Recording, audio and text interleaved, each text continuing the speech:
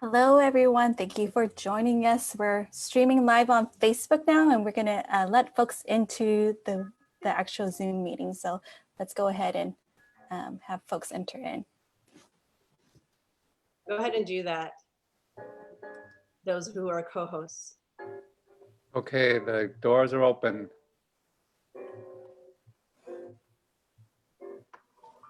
Hi, welcome everyone. Thank you for joining us this evening for Cambodia Town Thrives as we talk about the future of Cambodia Town. We're going to wait a few minutes until people enter. While we are waiting, feel free to put in the chat your name, your preferred pronouns, and then your favorite location in Cambodia Town. It could be a restaurant, it could be a landmark, it could be a park, anything you like to put. So feel free to put that in the chat box as we wait. Thank you, everyone. Buenas tardes a todos. Vamos a esperar un par de minutos para que más personas se unan a la reunión. Bienvenidos a El Futuro de Cambodia Town. Si por favor en el chat pueden escribir su nombre, los pronombres de su preferencia y su lugar favorito en Cambodia Town de Long Beach. Gracias y vamos a empezar en unos minutos. ជំរាបសួរពុកម៉ែបងប្អូនទាំងអស់គ្នាដែលមកចូលរួមនៅក្នុងកម្មវិធីប្រជុំថ្ងៃនេះអំពីអនាគតរបស់ទីក្រុងខ្មែរយើងហើយសូមបងប្អូនកុំភ្លេចពេលចូលមកសូមសរសេរនៅក្នុង chat សរសេរឈ្មោះហើយនឹង page របស់លោកអ្នកហើយនឹងអ្វីមួយដែលអ្នកចូលចិត្តអំពីទីក្រុងរបស់ខ្មែរយើងសូមសរសេរនៅក្នុង chat ឧទាហរណ៍ដូចជាការទទួលទានចំណីអាហារឬក៏ទីកន្លែងដែលបងប្អូនរស់នៅចាសូមសរសេរនៅក្នុង chat ផងចាសូមអរគុណ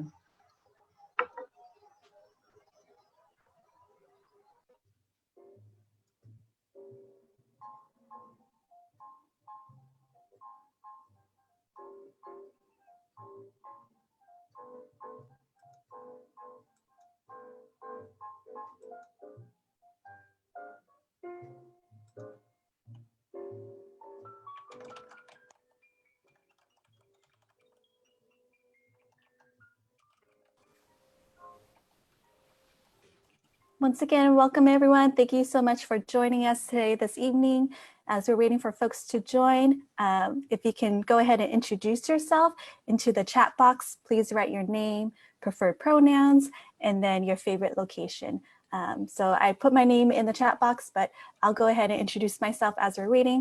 My name is Susanna Siem. I'm the Executive Director of United Cambodian Community. I go by she, her, hers. And one of my favorite places in Cambodia Town is Crystal's restaurant. They have the best Cambodian food. Hola, buenas tardes a todos una vez más. Estamos esperando unos minutos más para que más personas se unan a la reunión. Les vamos a pedir que por favor pongan su nombre y sus pronombres, los pronombres de su preferencia en el chat y también que nos digan cuál es su lugar favorito en Cambodia Town. Puedo empezar yo.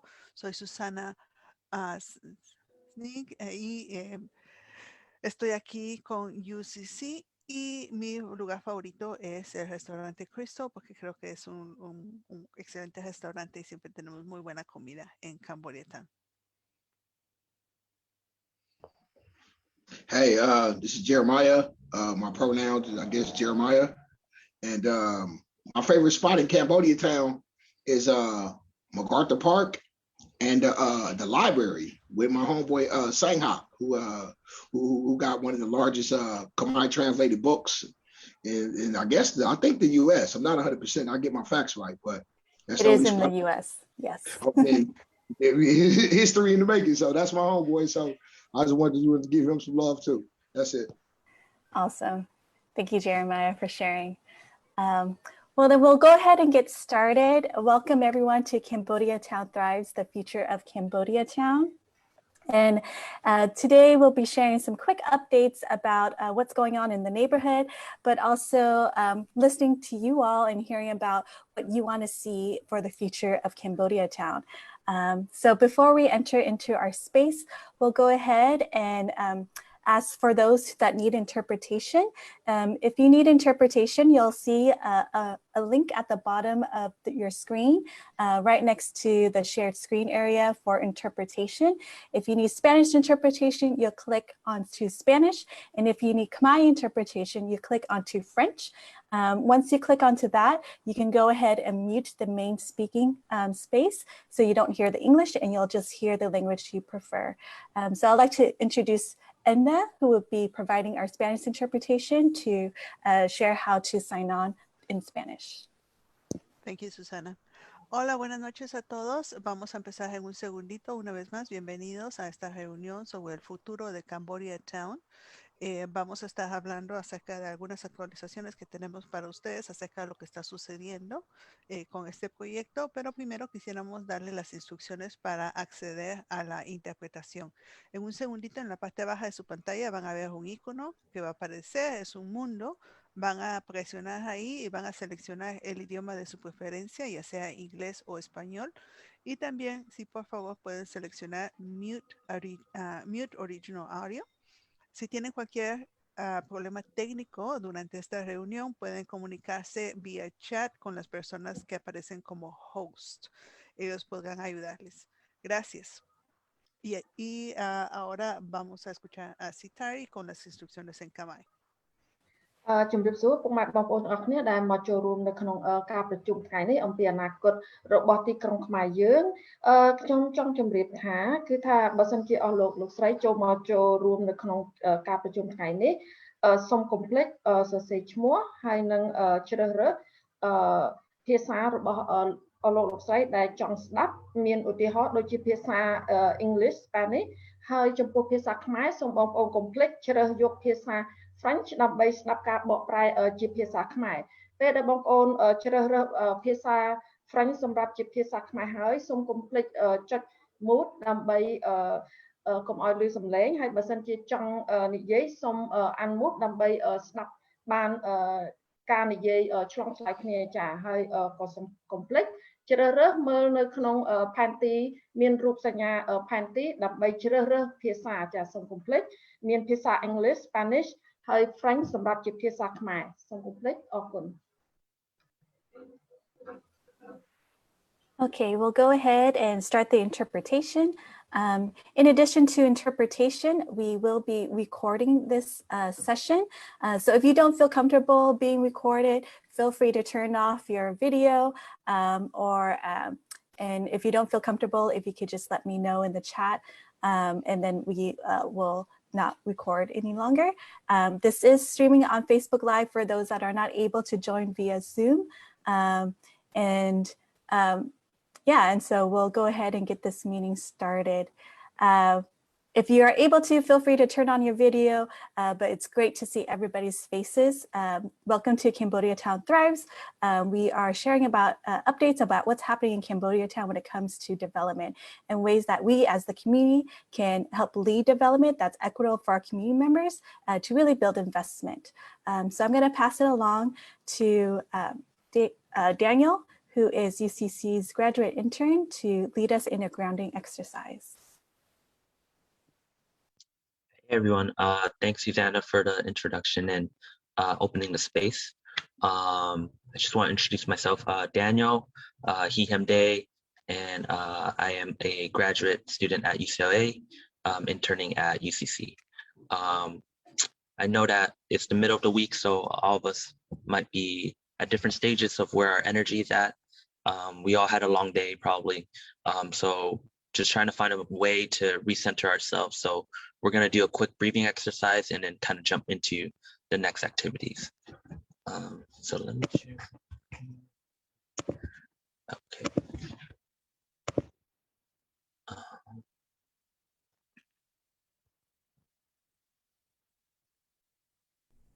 Mindful breathing.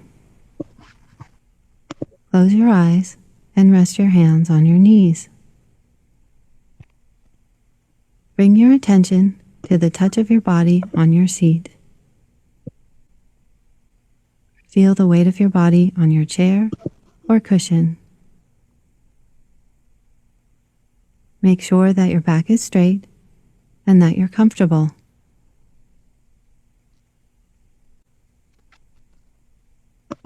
take a few deep breaths.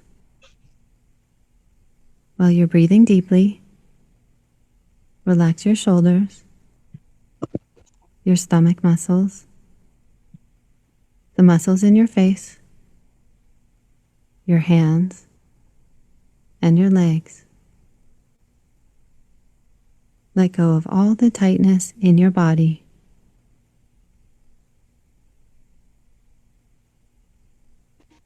Now bring your attention back to your breath. Notice what it feels like as it enters through your nose, goes down through your throat, filling your lungs, and back out through your nose. Notice your stomach and chest rise and fall each time you breathe in and each time you breathe out. And just allow your breathing to be natural and relaxed.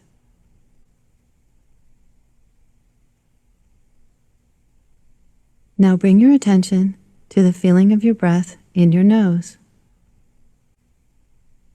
Feel your breath as it comes in and goes out.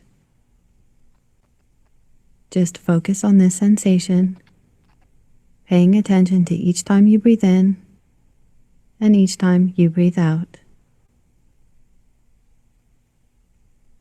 As you inhale, maybe your breath feels cool. And as you exhale, maybe it feels a little warmer.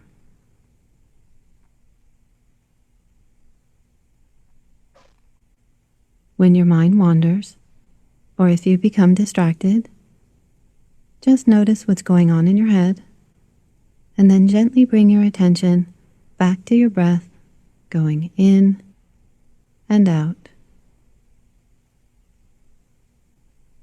Focus on the feeling of your breath and allow thoughts and feelings to come and go in the background.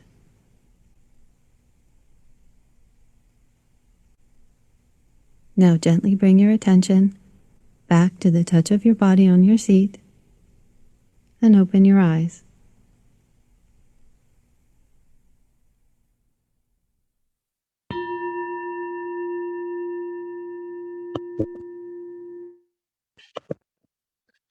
All right. Thank you everyone for just participating in that quick breathing exercise. Susanna, did you want to touch base on the interpretations? Yeah, so the interpretation link is below, it's live. So if you're able to click on the link and select either Spanish, French, or English, and then you can mute your original audio after you select the channel. If you're having issues with interpretation, if you can put it in the chat, or if you're not able to type, if you can just go ahead and speak out at this time, and then we can have another community member help you with the interpretation. Any issues? Okay. All right. We'll go ahead and get back to Daniel. And I'm not sure if you want to share more or if you want to move it on to the next agenda item. Okay. Hey, Yeah. just a quick, hi, this is Elsa. Just a really quick note. This is right now on Facebook Live. And I haven't been able to figure out the speaker view on Facebook Live. I'm keeping to troubleshooting right now. But if folks have their video on, that means they're potentially on Facebook Live. So for the moment, at least, if you want to if you don't want to be on Facebook, then you can turn your video off. Thank you, Elsa. Okay, Daniel, go ahead. Yeah, thanks everyone. First things first is we just want to give land acknowledgement to the Tongva community in the Tongva people for providing us this land for us to be able to operate and do various actions within our community and the community organize. And first and foremost, I think what's is really important, just beyond just land acknowledgement, is being able to self-educate ourselves, whether it be understanding where we situate ourselves right now in terms of what indigenous land we're on. Specifically in Long Beach is Pavunga land, but I'm in the Bay Area, so that's a Ohlone tribe. So just being able to know that, and also having the resources to even want to learn more, and how does that learning experience help us draw solidarity with the indigenous community, but also inform our work when we're trying to create the future of Cambodia Town. So I'll just drop just some resources in the chat, and then also a link, so for you to figure out where you can see which land you reside on. And then this is also Black History Month, so being able to acknowledge the legacy of our Black ancestors who contributed to the civil rights movement, and how does this work for Cambodia Town Thrives build on that legacy. So really uplifting some of the community events happening within the indigenous and as well the Black community right now. So I'll share that in the chat as well. And yes, I think, so I'll pass it on to Elsa and Alex. So Elsa is part of Long Beach Forward, and Alex is part of City Fabric, and they'll be going into kind of like the education piece of just better informing us of this whole entire planning process. Yes, so I'll pass it over to them right now. All right. Well, good evening, everyone. Thank you so much for joining. My name is Elsa Chung. I am the Land Use Program Manager at Long Beach Forward. Alex, did you want to pop on to introduce yourself while I bring up the slides? Yeah, definitely. Hey, everyone. My name is Alex Chung. I'm the Senior Urban Designer at City Fabric. We're a nonprofit design studio here in Long Beach, and I'm happy to be here with you all. All right. Wow, I just like lost all of my windows, I feel like. So give me 1 second while I pull up the slide deck. All right. I'm going to share my screen. We're just going to do a quick presentation. Can you all see the screen? And I'm going to, sorry, not share, present. I'm going to do a quick presentation, just a brief history of Long Beach. How did we get here? The history, housing, and health in Long Beach. This is just to kind of ground us, and thank you so much, Daniel, for that grounding that we are on native indigenous land. This is further grounding in terms of the history of development in Long Beach, and that will bring us to present day in terms of what we are thinking of in terms of Cambodia Town. So again, as Daniel opened us with, we are on indigenous land, and starting in the 1700s, the Spanish started to colonize this land. It involved missions to advance political, economic, and religious motivations, but that often involved, or for sure involved, the exploitation and persecution of indigenous peoples, of the Tongva, of the Ahachiman, and other indigenous nations of this land. This leads us to, with the Spanish colonization in the 1780s, there's one Spanish soldier, Manuel Nieto, gets a huge land grant. And then over the next several decades, it gets divided up, and we see all these names in our street names these days, but these are all white folks, white men who came largely from the East Coast. The land has been divided into Rancho Los Cerritos, Rancho Los Alamitos, and then owned and further divided by Temple Mr. Temple, Mr. Stearns, Mr. Bixby, and Mr. Wilmore. All of those names should be fairly familiar as street names. Slide, there we go. Fast forward a few decades, and in 1921, oil is discovered in Long Beach. We see remnants of this, actually very alive and well today, but this is some views from Signal Hill. This fundamentally changes the landscape and the population and the economics of Long Beach as a city. In the 1930s, so just fast forward a few years, we come into what is one of the most significant housing and land use and community planning policies that this country has ever seen. And this happens in Long Beach, but this happens in all over the country, which is from 1934 to 1968. The Federal Housing Administration and private banks implemented a discriminatory policy called redlining. This policy denied or limited home loans to certain neighborhoods based on their racial composition. So basically white folks and everybody else is how it was divided. The green and the blue were considered desirable neighborhoods for investment. So those were typically where the white folks lived, in the wealthier neighborhoods. The yellow and the red especially, those were the risky neighborhoods, considered risky, considered hazardous for lending, for the federal government to back these loans.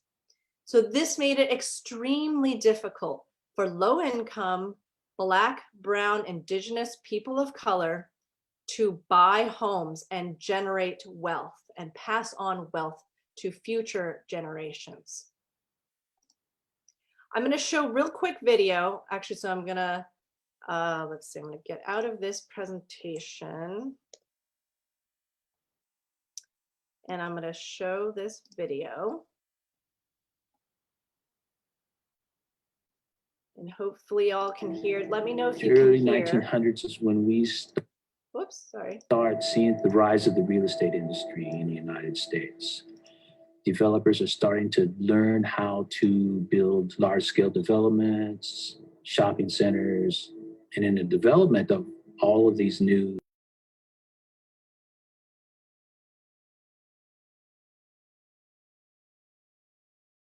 We can't hear anymore.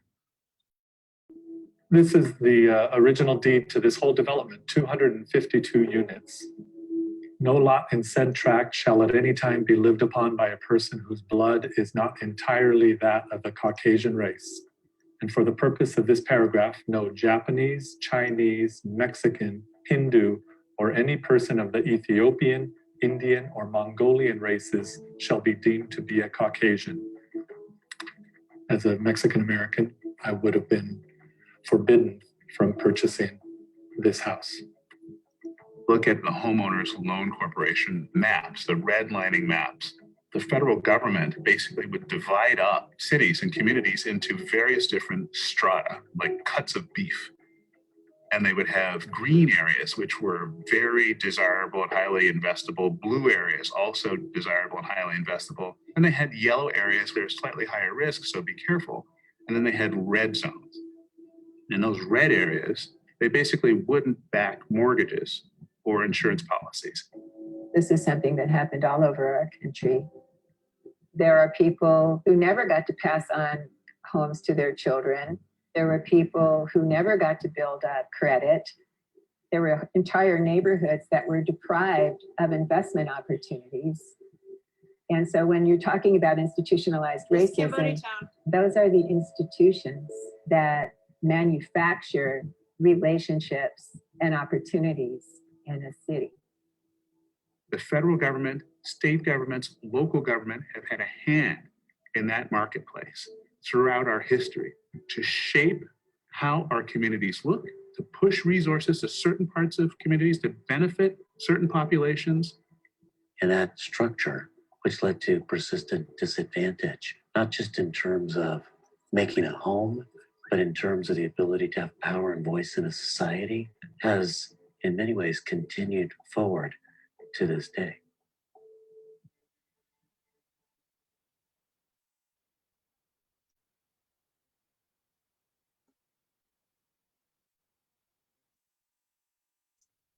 All right, so I'm going to pop back into the presentation.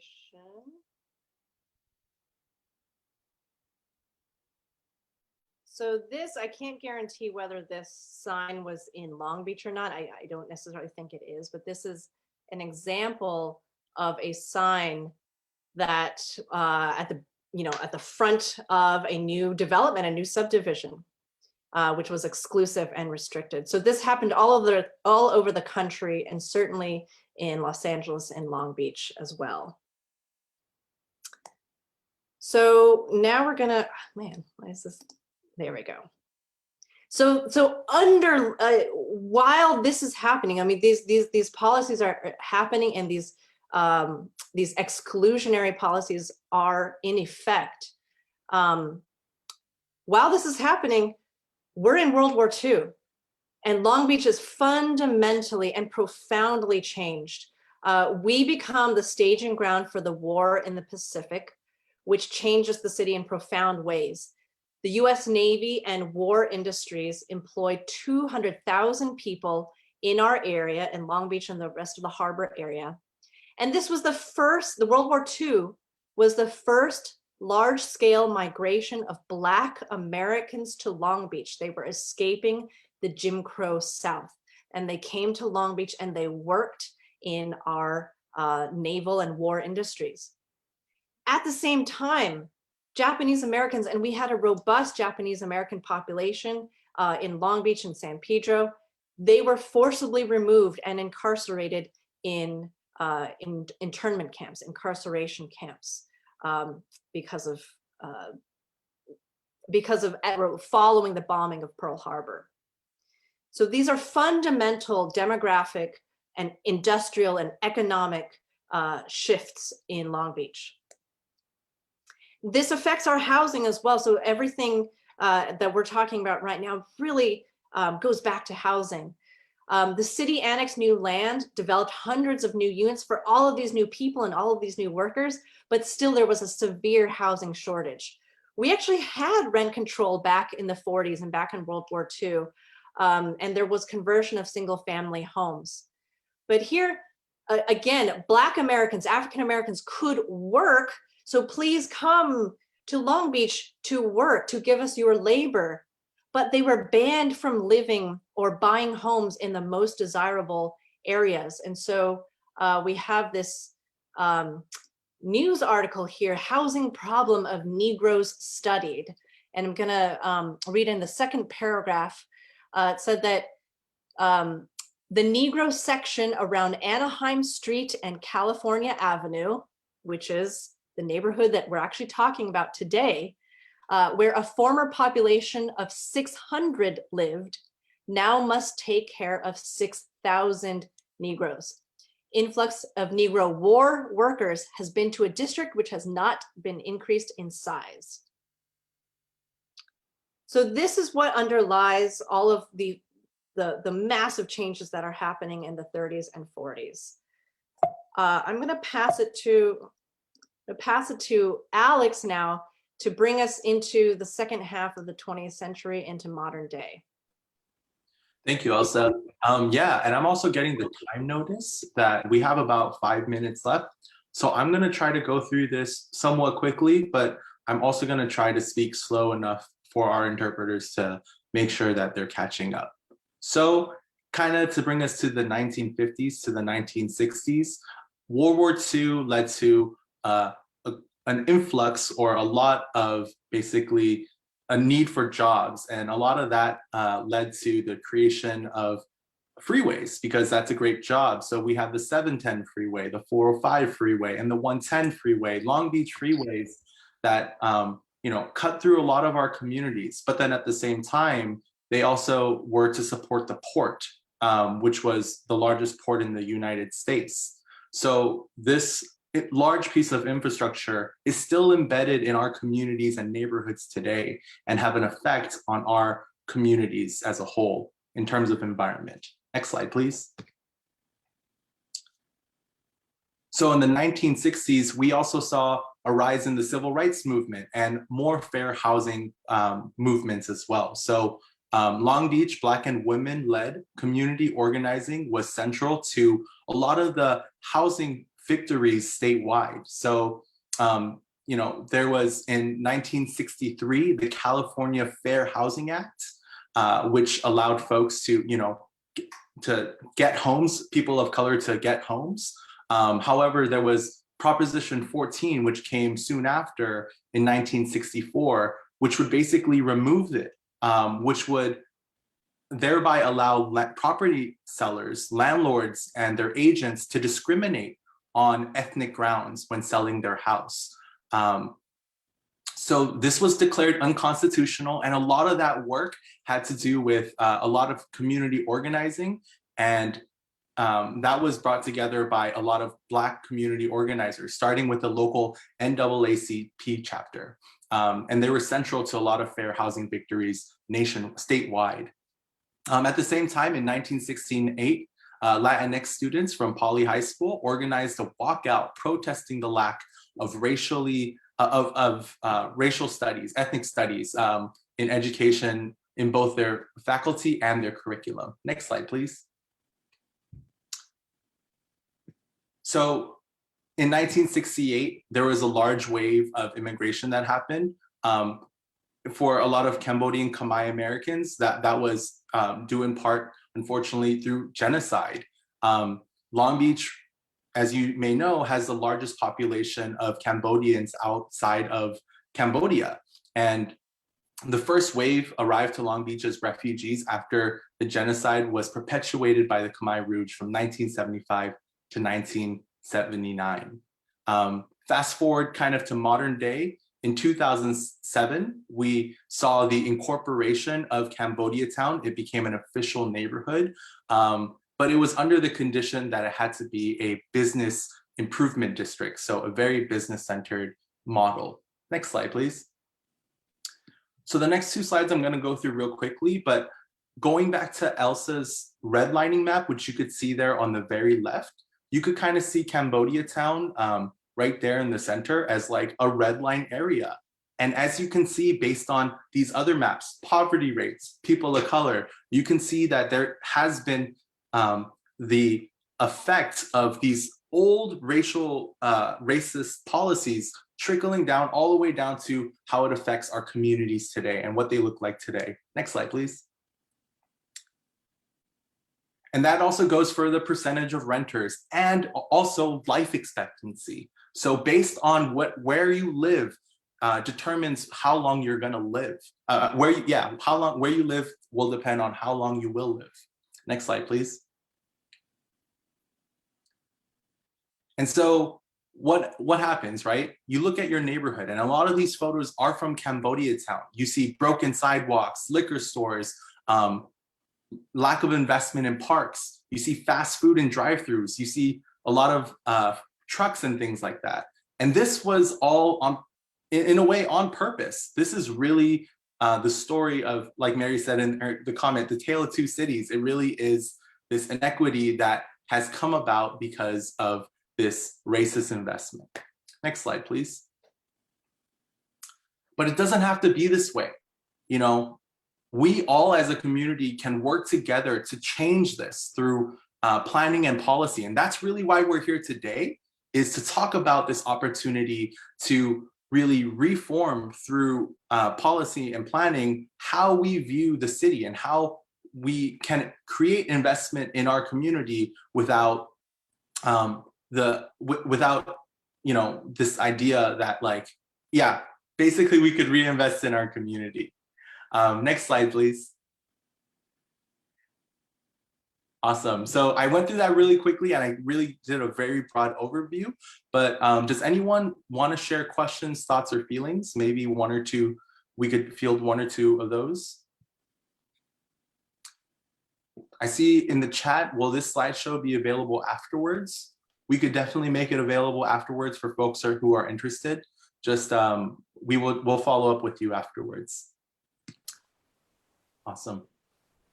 And also these slides were in English and Spanish, but if you also want it in Khmer, if you can let us know, we can also send it over in Khmer. So thank you for translating those pieces. Yes. All right. So, oh yeah, does anybody, are we good on time, or do we have a couple minutes for folks to have feedback? I know that was a lot to process, so if there's more that you want to share, you can definitely share it in your breakout groups. So like what Alex was saying, you know, for so many years, the city has disinvested in our community. And now as community leaders and stakeholders, we have this opportunity that we can lead our own investment and our own equitable development for our community. And so we can advocate for this. We can use policy and the systems at play and change that so it can better fit for our community members. And so that's why we put together Cambodia Town Thrives, to be able to have a community-led effort to do planning within our neighborhood and to really help balance out what equitable development looks like for us. So we have started that process, and the first step we did was a survey in which we collected what are the priorities and the values that folks want to see in Cambodia Town. And based upon this survey, we had about over 200 folks reply to the survey. We came up with, we were able to have 6 priorities that were listed. So Alex or Elsa, if you can share that on the screen. The first one is affordable housing. So community members really listed that that in Cambodia Town, affordable housing is a huge need for our community. Let me see if I can share on my screen. Okay. And then the second one is education and learning, being able to have opportunities for our community members to learn and to grow. Third one is economics and business. So being able to invest in our small businesses and be able to have intergenerational wealth grow within our communities. The fourth one is livable and healthy communities, having spaces of green space, opportunities for our community members to grow healthy and have strong children and families. And the fifth one is culture and art, being able to really highlight the diverse culture that's within Cambodia Town and be able to express who we are through art, through murals and dancing and music. And lastly is safety and security, being able to invest in programs that really create security within our communities, which means investing in our youth, investing in positive factors that make our community safe and surround us with healthy outcomes. With that, based upon these 6 guiding principles, we created examples of different community development projects that can be done in our neighborhood that will help bring about these values that are listed here. And so that's what we're going to be doing in our breakout groups, is that we are going to share what are our priorities when it comes to these different community projects that we can invest in. If you're not able to join in our breakout groups because you're joining us through Facebook Live or you have to leave early, we do have another way that you can give us your feedback. We are also collecting a survey. So right here is our second survey.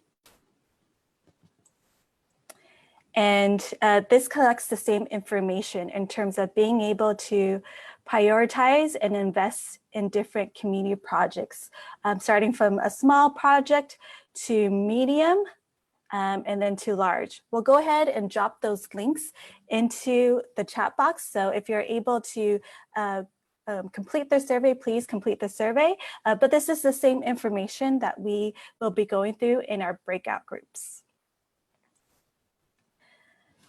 So with our breakout groups, we'll go ahead and assign you to a specific breakout groups.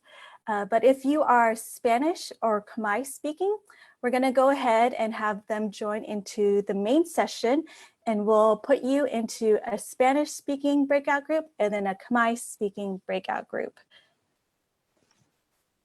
Susanna, do you want to real quick just overview what we will be doing in the breakout groups? Yes, so we'll be going through a mural activity and essentially being able to, if we had $10 in a budget, how much money of that $10 would you invest in these different community projects? So we have facilitators that will walk you through that process.